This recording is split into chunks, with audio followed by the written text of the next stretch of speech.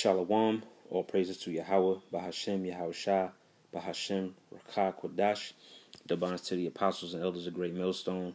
Shalom to the elect of the nation of Israel. All right, it's a Ratazah, and Lord willing, this lesson will be edifying to you, and I'm going to just get right into it. This is Matthew's chapter 9, verse 37. It says, Then saith he unto his disciples. All right, who's speaking here? That he is talking about who the one the world ignorantly and falsely calls Jesus Christ. All right, whose real name is Yahushua. All right, it says, Then saith he unto his disciples, The harvest truly is plenteous. All right, what's the harvest represent? Okay, the harvest is a metaphor for the elect. All right, the nation of Israel, but mainly or primarily the elect. All right, because the elect is the only ones, that are gonna hear, take heed, and understand the truth of the Bible, man. All right, it says the harvest truly is plenteous, but the laborers are few. All right, and the laborers represent the men of the Lord that are out, basically week in and week out, prophesying and preaching the gospel, the word of Yahweh Yahushua. Now, though there's camps popping up, all over the world, you have a camp in every major city. All right, you have a camp in your various states, your smaller states, and then you have camps spread out throughout the world. In all actuality, there should be way more, man. But what? You have men who know about the truth. They've been knowing about the truth for years, but have yet to take that next step and go out on the highways and byways and preach the word, man. It says, verse 38, it says, Pray ye therefore the Lord of the harvest, that he will send forth laborers into his harvest.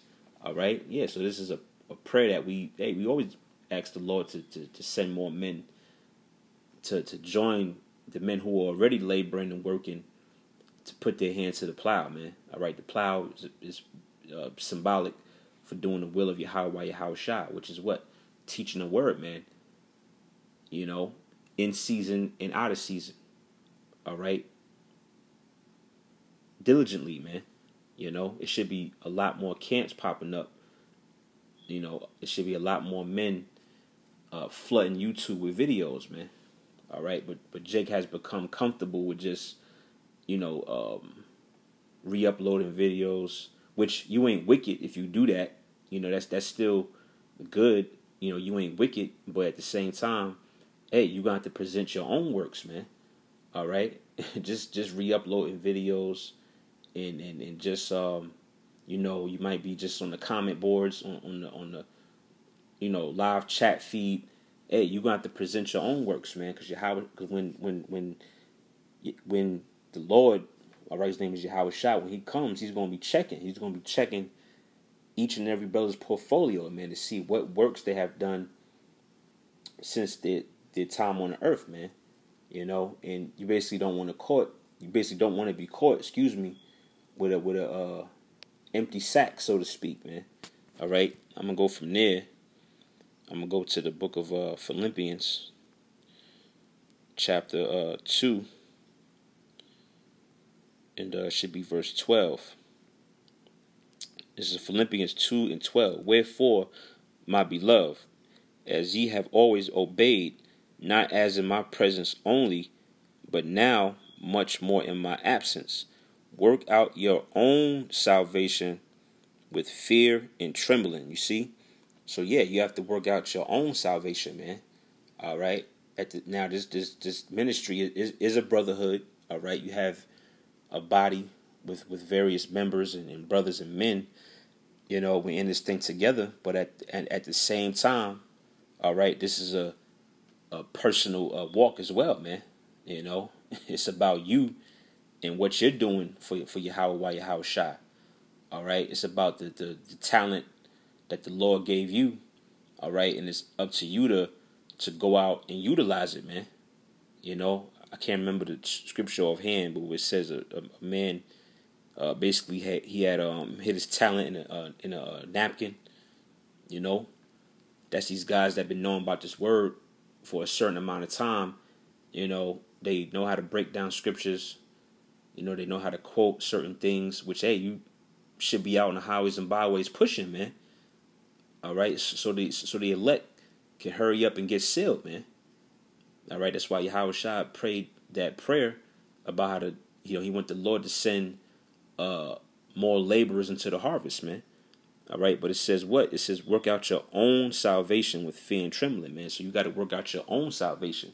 All right, you can't ride the coattails of another brother who's been laboring, week in and week out, month after month, year after year. You know what I'm saying? Catching hell and going through the persecutions and sacrificing time and sleep, just to push the word of Yahweh Shai. You can't get on a chariot, based off his works, man. You got to produce your own works. All right, which leads me to my next scripture, the book of Galatians, chapter 6, in verse 4. It says, "But let every man prove his own work, and then shall he have rejoicing in himself alone, and not in another." You see that? So it says what? Let every man prove his own work, man. So you have to have your own portfolio, so to speak. And you can't, like I said, you can't ride the coattails, and you can't get on a chariot based off what another brother did, man. And just being a brother that's on the comment board, hey, it's time to work, like brothers say, man. Which is really the spirit, because the elder brother Kazak from Mississippi, he just put up a video, basically going into what I'm going into, man, about how basically stop being a cheerleader, and a sideline commentator, man. All right, how it's time to work. We too late in the game for Jake to have all this knowledge and information available, and he's not out on the highways and byways pushing, man. He's just settling for the live, the live chat comment board or whatever, man. But it's time to work, man. It says, but Galatians 6 and 4 again. It says, "But let every man prove his own work." And that's plain, man. You have to prove your own works. "And then shall he have rejoicing in himself alone, and not in another." Right. So by having your own works, it's not going to have you rejoicing in somebody else's work, man. All right. Because we read back in the Philippians that what? You have to work out your own salvation. All right. That brother is working out his salvation, and we as individuals have to work out our salvation, man. So at the same time, this is an individual walk. All right. I'm going to go from there to the book of Revelations, chapter 22, in verse, let me see. Right, verse 12. It says, "And behold, I come quickly." All right, who's speaking here? This is who the world falsely calls Jesus Christ, whose real name and true name is Yahweh Shai. It says, "And behold, I come quickly." Hey, and that's, hey, right there, that lets you know that what, man? We don't have a lot of time left, man. Yahweh Shai's second coming is right around the corner, man. So we don't have time to lollygag, and as Apostle Tahar say, guys standing around with their hands in their pocket, man. All right, this thing's about to go down. All right, it says, "And behold, I come quickly, and my reward is with me." All right, and what is that reward? All right, ultimately, the elect, the 144,000, receiving crowns, man. All right, and basically receiving joint rulership or being fellow heirs with Yahweh Shai in the kingdom, man. It says to give every man according as his work shall be. You see that? Again, man, these are precepts. Precepts just utter basically the same message, or they're along the same tone, so to speak.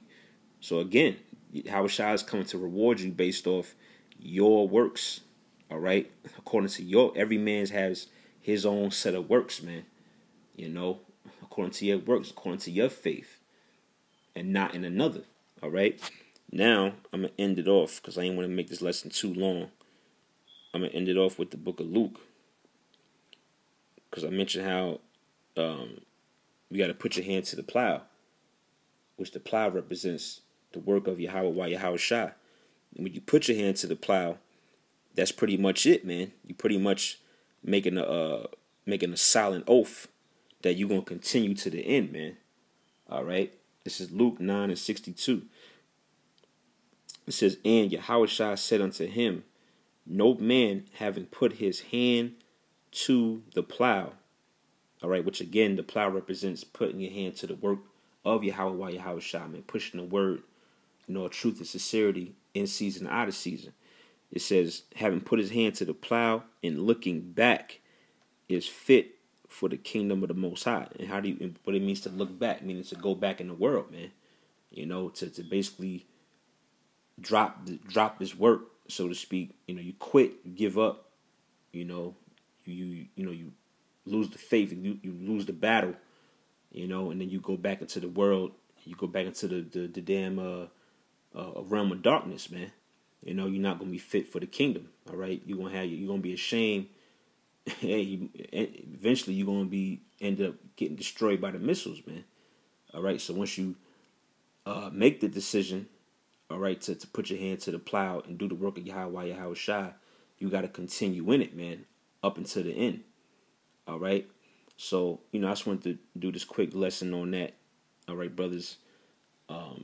Putting your hand towards the work of Yahweh Shai and pushing, push according to your ability, in your spiritual measure through the spirit of Yahweh Shai, so we can seal the elect and get in the kingdom, man, as soon as possible. All right, so with that, all praises to Yahweh Shai. Lord willing, this lesson was edifying. To the next video, Lord willing, Shalom.